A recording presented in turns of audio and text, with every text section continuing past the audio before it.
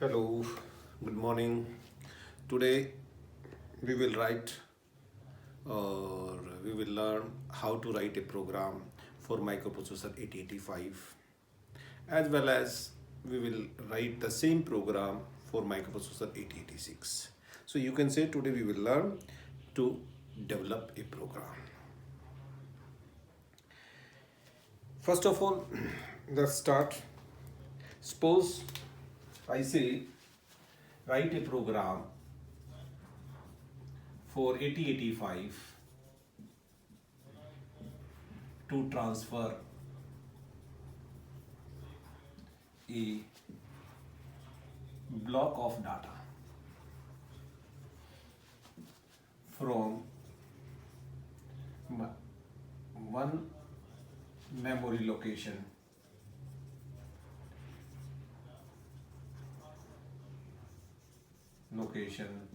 to another.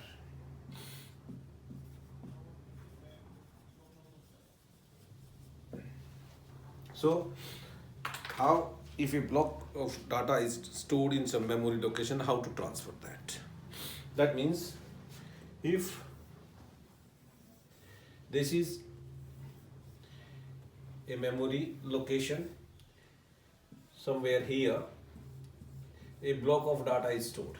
Suppose I say 2050 onwards पे कुछ data store किया हुआ है, and we want to transfer this data from 2050 to another memory location onward, that is suppose 2100H, right? Suppose 16 bytes are there. Now these 16 bytes, they are to be transferred to this memory location. As we know, memory से memory में data transfer नहीं हो सकता. Memory से memory में data transfer नहीं हो सकता. सो रिक्वायरमेंट विल बी कि भाई हम यहाँ का डाटा, एक पर्टिकुलर मेमोरी लोकेशन का डाटा माइक्रो प्रोसेसर में लेके आए. ये माइक्रो प्रोसेसर के किसी रजिस्टर में लेके आए, विच एवर रजिस्टर इट में बी. सपोज ऐसे ये अकोमोलेटर में लेके आए और फिर अकोमोलेटर का डाटा इस मेमोरी लोकेशन पे यहाँ पर 2010 पे डाले, और इस तरीके से ये आगे बढ़ते जाए और यहाँ लेके जाते जाए और ये आगे बढ़ते जाए. So this way we will can write the data. अब यहाँ से यहाँ डाटा लेके जाना है, फिर वहां से वहां लेके जाना है. So here we requires two memory pointers. No doubt, as we know, HL is one memory pointer which can be used. Then there will be another memory pointer which we can make as using,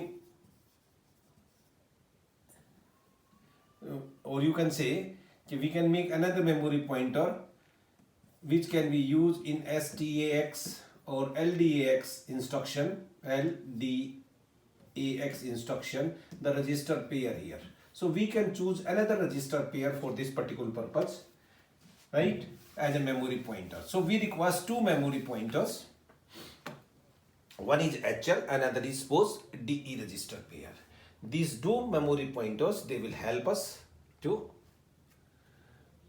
transfer the data, right? So to start with, what we will do is, first of all एक memory pointer को initialise करा लेते हैं हम LXI H, 2050H के साथ. कितने bite है उसके बेसिस पर हम एक काउंटर भी सेट कर लेते हैं. सपोज काउंटर मैंने सेट कर लिया C register. So I can say MVI C, 10H. 16 byte transfer करनी थी तो 10 इसको मैंने इनिशियलाइज कर लिया. Then I can say LXI दूसरा register pair memory pointer LXI D, 2100H. So दो मेमोरी पॉइंटर हो गए और हमारा काउंटर सेट हो गया. अब एक डाटा को इसमें लेके आएंगे मेमोरी से यहाँ पर। सो आई कैन से, वैसे तो हम लोड अक्यूमुलेटर का भी यूज कर सकते हैं, स्टोर अक्यूमुलेटर का यूज कर सकते हैं, STX का यूज कर सकते हैं, LDX का इंस्ट्रक्शन का यूज कर सकते हैं। So we will see how it will work. So first of all I can say ये हो गया, देन मूव A, M, मतलब move the data from this memory location to accumulator, right? Then you can say अब वो data कहाँ चला गया, वो डाटा चला गया अक्यूमुलेटर में। अक्यूमुलेटर को सेव करना मेमोरी में। So to transfer a data from memory accumulator to the memory using DE register pair as a pointer, so we can say STAX D, store accumulator in the memory location pointed by DE register pair, right? अब यहाँ की इसका data चला गया, यहाँ का इसका data चला गया। Now we have to move to this next memory location. So we should have say INX H and then INX D। अगले मेमोरी पॉइंटर पर पहुंच गए। अब ये कितने बाइट ट्रांसफर होनी थी, ये 16 बाइट ट्रांसफर होनी थी। So we will say DCR decrement C and then say J and Z to up। अब मैं कहां पर, यहां पर, and then finally RST 5। So this way we can transfer the data from one memory location to another memory location, right? Now if we have to write the same program for 8086,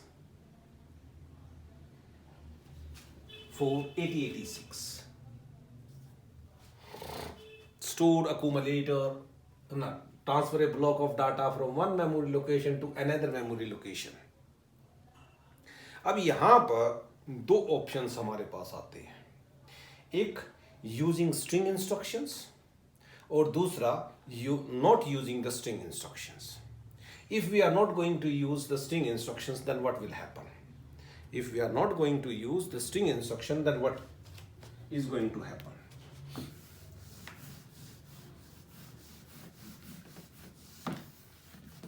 So in case of 8086, 8085 में तो क्या था, वो data यहाँ series में रखा हुआ था, X, Y, Z, etc, etc, etc, etc। But in 8086 we have to initialize the segment। segmentized है तो we have to initialize the segment। उस segment में जो बाइट ट्रांसफर करनी है वो हमें लिखेंगे। So I can say XYZ segment। By this I can initialize the XYZ segment। इस XYZ segment में suppose MEM1 नाम से एक मेमोरी लोकेशन है, MEM नाम से ये मेमोरी लोकेशन है 2050। किसमें, ये डाटा सेगमेंट में कहीं पर है। ये डाटा सेगमेंट यहाँ से लेकर के यहाँ तक कहीं पर हमारा डाटा सेगमेंट है। ये हमारा डाटा सेगमेंट था। इस डाटा सेगमेंट में यहाँ से हमने मेमोरी लोकेशन से सेव की हुई है। This is also part of this segment only, right. So memory 1 में बाइट की फॉर्मेट में, XYZ they are in byte की फॉर्मेट में डाटा है। मान लीजिए 29H, F3H, 69H, 00H, AEH and so on। There is another memory location MEM2, ये वाली in the same data segment. मैं यहाँ मैं ये भी कह सकता हूँ कि 2100 यहाँ पर ऑनवर्ड है, ठीक है, या ये भी एक ही बात है ये। तो यहाँ पर भी ये डिफाइन बाइट के तौर पर हमने बाइट ट्रांसफर करवानी है। और यहाँ पर कितनी बाइट ट्रांसफर होनी है, 16। तो हमने 16 लोकेशन यहाँ से ऑनवर्ड हमने रिजर्व करके रखनी है।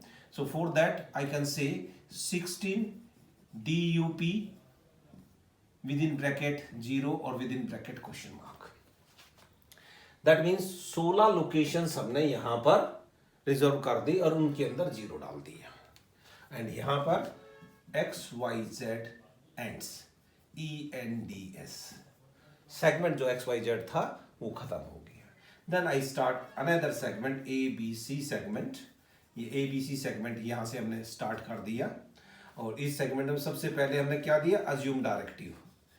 अज्यूम क्या कहता है, अज्यूम का अज्यूम मतलब कि जो हमने ये आर्बिट्रेरी नाम लिए थे XYZ और ABC सेगमेंट के नाम, now here we will relate these segments, here we will relate these names, arbitrary names to the segment names CS, DS, ES, SS.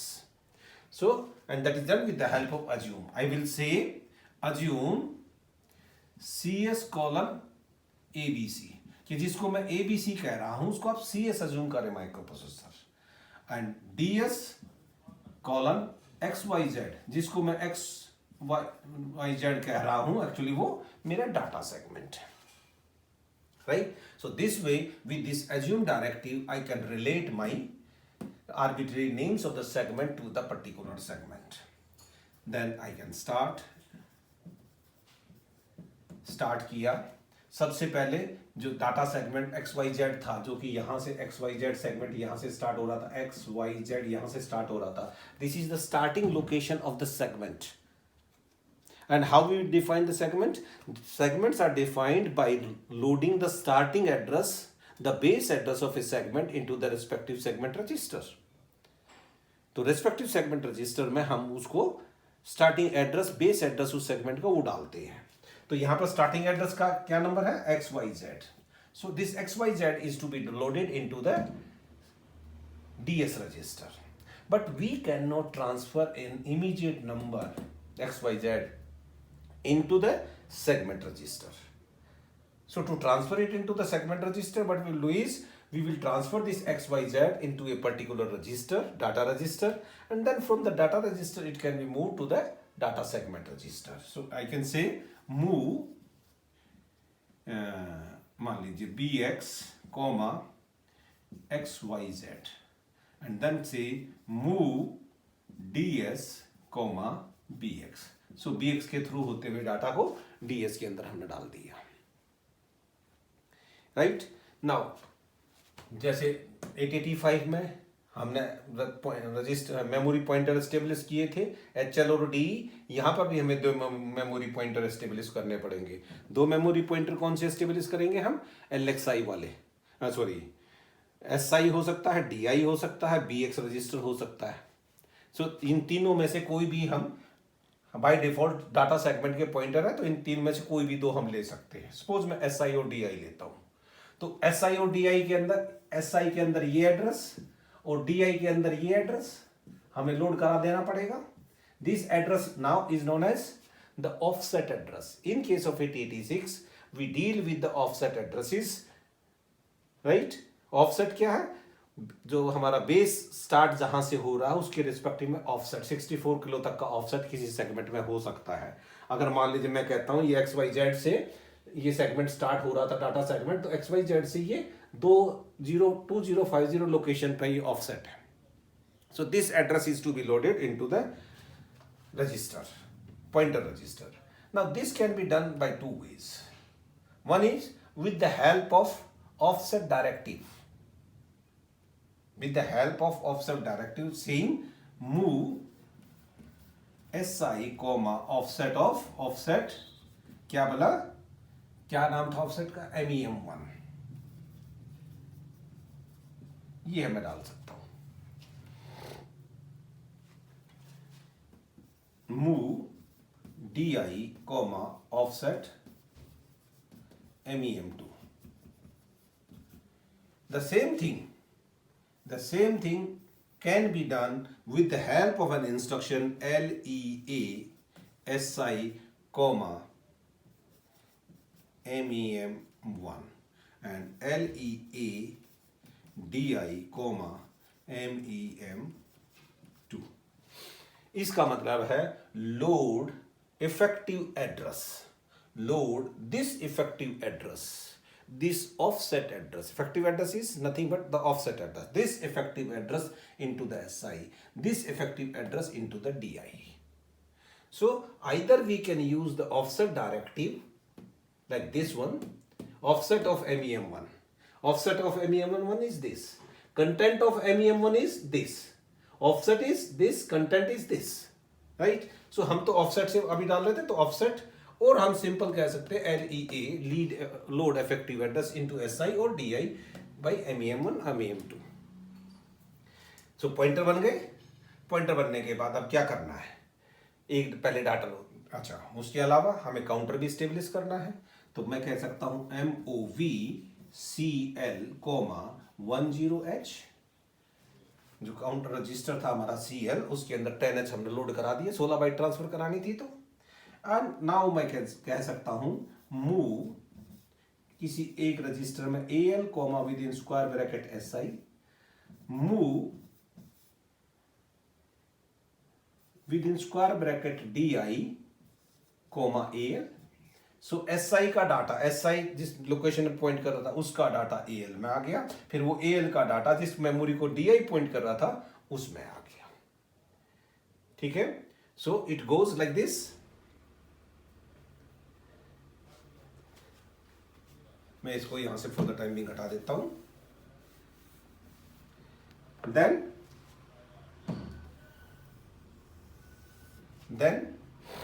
Increment. अब ये मेमोरी पॉइंटर एक एक चला गया. Memory pointer is to be incremented. So I can say INC SI, INC DI, and then I will say loop. Loop up. Loop का मतलब है execute this loop, the set of instructions, CX number of times.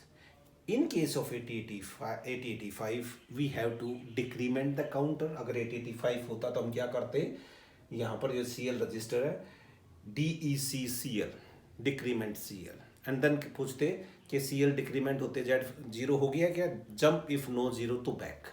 इन दोनों instruction की जगह है यहाँ पर एक सिंगल इंस्ट्रक्शन आ गई है loop.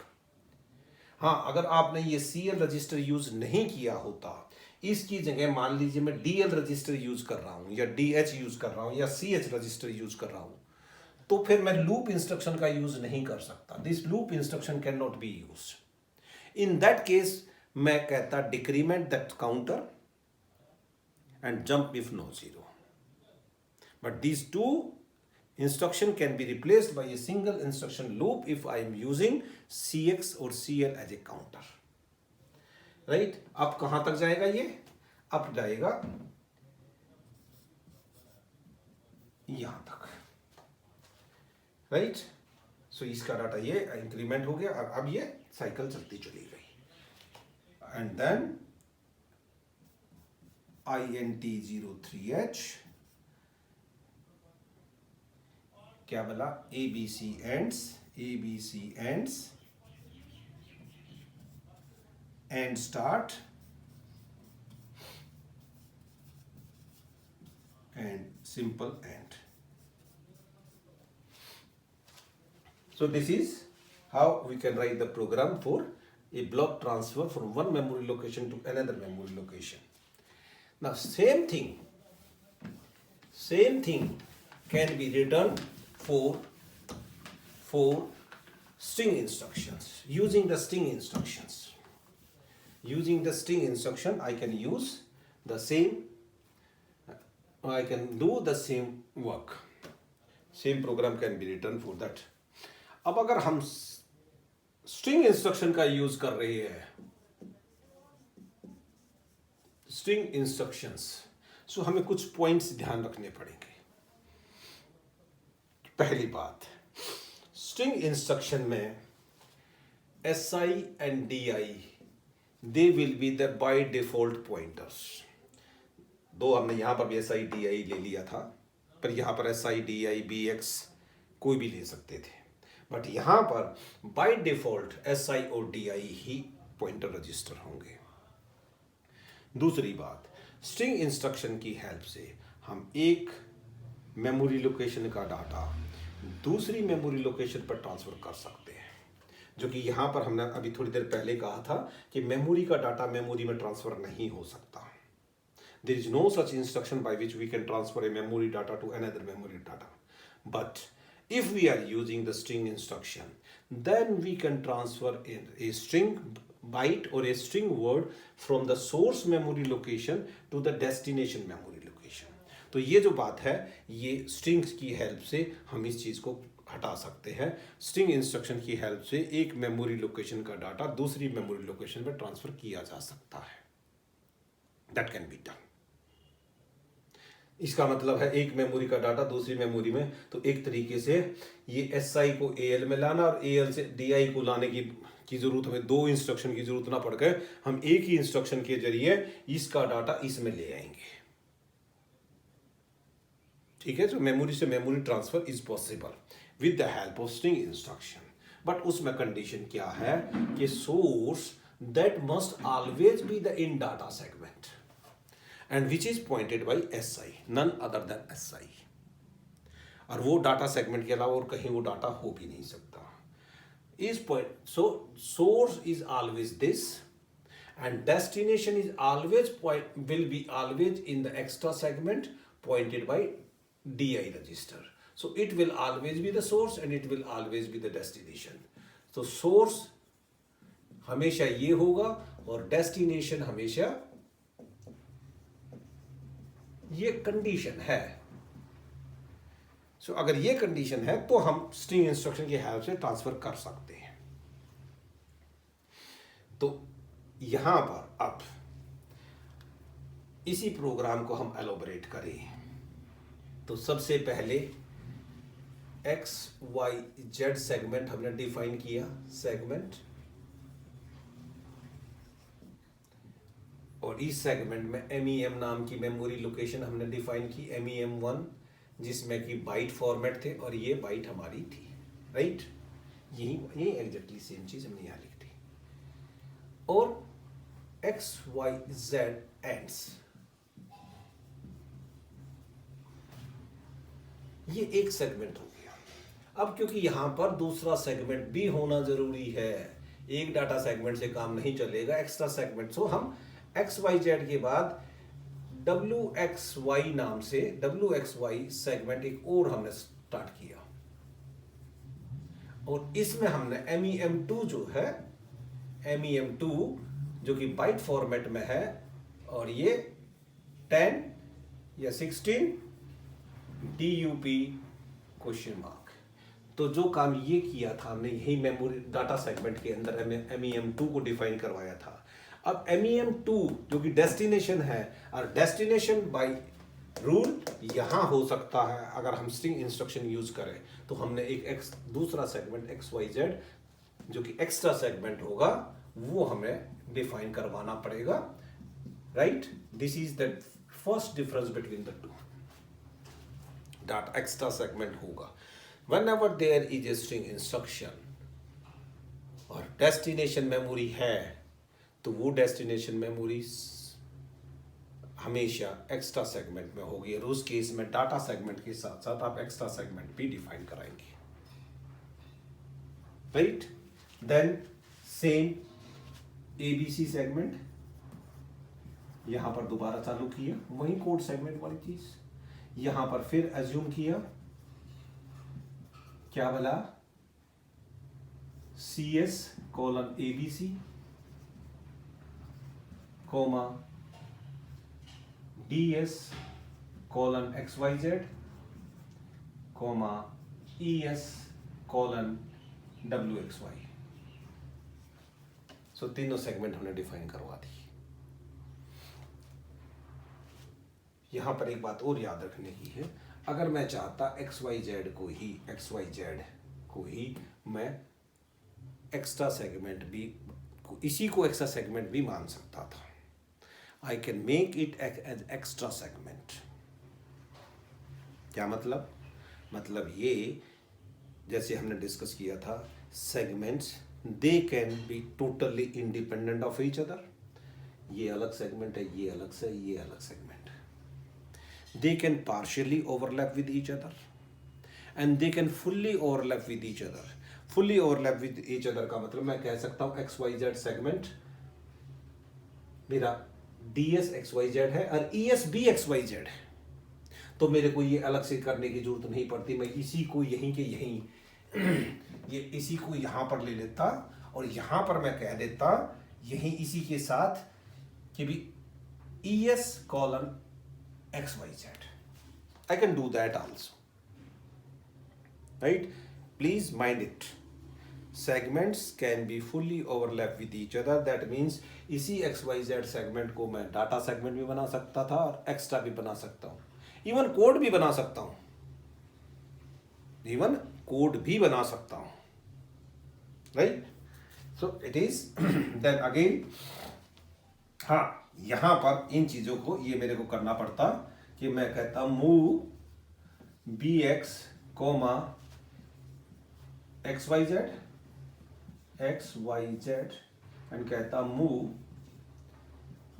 D S comma B X, फिर मैं कहूँगा move B X comma W X Y, फिर मैं कहूँगा move E S comma B X. अगर मैं सेम को ही इसी को ही मैं बनाता, दैट मीन्स डाटा यही सेम डी एस होता और ये सेम ही ई एस होता, तो मैं यहां पर कहता, एक तो यहां पर ये कहता मैं E S is equal to, यहीं पर कहता E S colon X Y Z, ठीक है? पर यहां पर आकर के मेरे को दोनों को ई एक्स और डी एस इसको दोबारा इसको इनिशियलाइज कराना होता, दोनों को ही कराना पड़ेगा, डी एस को भी और ई एस को भी। देन आई कहूँ LEA load effective address SI comma क्या बोला MEM1, LEA DI comma MEM2, offset हो गया। अब यहाँ स्ट्रिंग में एक और चीज आती है जो कि हमें याद रखनी पड़ेगी, क्या बोला? That is direction flag picture में आएगा, this direction flag. Direction flag क्या कहता है? That it will automatically increment और automatically decrement, it will automatically increment और automatically decrement the SI and the DI register in string instruction. और ये कह सकते हो जो पॉइंटर रजिस्टर जो हमने यहां पर इंक्रीमेंट SI और इंक्रीमेंट DI किया था, that can be done automatically with the help of direction flag। जब कभी भी स्ट्रिंग इंस्ट्रक्शन का यूज होगा तो SI and DI auto increment या ऑटो डिक्रीमेंट मोड में होंगे। जब ये ऑटो इंक्रीमेंट और ऑटो डिक्रीमेंट मोड में होंगे तो उस टाइम डायरेक्शन फ्लैग बताएगा कि वो ऑटो इंक्रीमेंट मोड में है या ऑटो डिक्रीमेंट मोड में है। अगर direction flag is equal to 0 then auto increment mode, auto increment, and that can be done by making the direction flag 0 with an instruction CLD। and अगर direction flag 1 है तो auto increment mode होगा, and that can be done with STD। so you have to remember this कि जब कभी भी string instruction का use होगा तो डायरेक्शन फ्लैग भी पिक्चर में आएगा। वो आपके ऊपर है, आप उसको ऑटो इंक्रीमेंट मोड में ले रहे हो या ऑटो डिक्रीमेंट मोड में ले रहे हो। मैं यहां पर ऑटो इंक्रीमेंट मोड में ले रहा हूं तो मैं कहूंगा CLD। अब काउंटर भी लगाना पड़ेगा क्योंकि 10 बार डाटा ट्रांसफर होना 16 बार, तो काउंटर भी लेगा। Counter can again be the CL। So I will say move CL comma 10H। So everything is set now, okay? So now I will say the instruction is for data transfer, for string instruction, for string byte is moves B। इसका मतलब है move string bite, ये word भी हो सकता है, तो उस केस में 2 बाइट जाएंगी। Move string byte from source location to the destination location, and by default the source location is this and the destination location is this. The source location will always be this, the destination location will always be this, none other than that. And after the instruction moves b, एक data इधर से उधर चला गया, automatically si will become si plus 1, di will become di plus 1 because CL direction flag is 0. So with the help of this moves instruction, with the help of this moves instruction, मैं इसको यहाँ से हटा रहा हूँ, मैं इसको यहाँ से हटा रहा हूँ, इसको यहाँ से हटा रहा हूँ मैं, right? With the help of this moves instruction, जो मेमोरी थी, ये हमारी एक मेमोरी लोकेशन है, ये हमारी दूसरी मेमोरी लोकेशन है। इस मेमोरी लोकेशन में का हमारा स्टार्टिंग एड्रेस ये डाटा सेगमेंट के द्वारा किया गया है। इस लोकेशन का नाम कितना है, डाटा सेगमेंट का, इस मेमोरी लोकेशन का नाम है आपका डाटा सेगमेंट डिफाइन किया था XYZ लोकेशन से।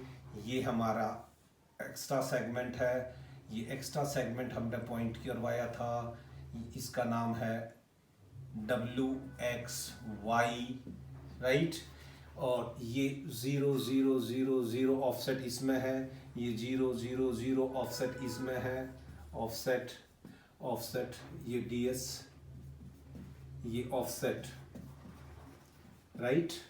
और इस ऑफसेट के बाद हम कहीं पर यहाँ पर थे जिसका एड्रेस था, हमने कितना माना था, ये एड्रेस था जिसको कि हमने डिनोट किया था MEM1 से, ये हमने एड्रेस डिनोट किया था MEM2 से। This is pointed by SI, this is pointed by DI, right. So moves B से ये जो डाटा था, this data moves to this location and automatically SI becomes SI plus 1 and DI automatically DI becomes DI plus 1, right? So एक data यहाँ से यहाँ transfer हो गया और automatically SI is pointed towards the next. Now फिर यहाँ का डाटा यहाँ पर ट्रांसफर करना है, फिर मूव्स इंस्ट्रक्शन यूज होगी, फिर उससे आगे ऑटोमेटिकली इंक्रीमेंट हो जाएंगे, फिर एंड 16 टाइम्स। तो अब यहाँ पर भी हमें लूप निकालना पड़ेगा, पर क्योंकि लूप का कोई मतलब नहीं है, मूव्स इंस्ट्रक्शन के अंदर ऑटोमेटिकली, अब अकेली मूव्स इंस्ट्रक्शन के अंदर ये 4 इंस्ट्रक्शन आ गई, एक अकेली मूव्स के अंदर ये चारों काम हो गए। ये भी हो गया डाटा अक्यूमुलेटर में, अक्यूमुलेटर का डाटा दिया, दैट मीन एक मेमोरी लोकेशन का डाटा दूसरी मेमोरी लोकेशन में, एक मेमोरी लोकेशन का डाटा दूसरी में, और साथ में इंक्रीमेंट SI और इंक्रीमेंट DI, SI इंक्रीमेंट और DI इंक्रीमेंट। तो अब लूप का मतलब ये, इसको क्या करें, here in with reference to string instruction there comes another type of loop instruction. यहाँ पर ये लूप ना कह करके ये एक तरीके से हमने इसको रिपीट कराना है। सो इन लूपिंग बनाने के लिए स्ट्रिंग इंस्ट्रक्शन में हम लूप ना करके, क्योंकि लूप तो जब एक मोर देन वन इंस्ट्रक्शन तो हम कहेंगे लूप, सेट ऑफ इंस्ट्रक्शन को बार बार आएगा, या तो एक ही है, जब एक ही है तो उसको क्या कहते हैं हम, रिपीट कराओ भाई इसको। So that is done with the help of repeat instruction and that is REP instruction. And repeat instruction is a suffix to a string instruction, एक सुफिक्स के तौर पर यूज होगा, and we will say REP, repeat moves.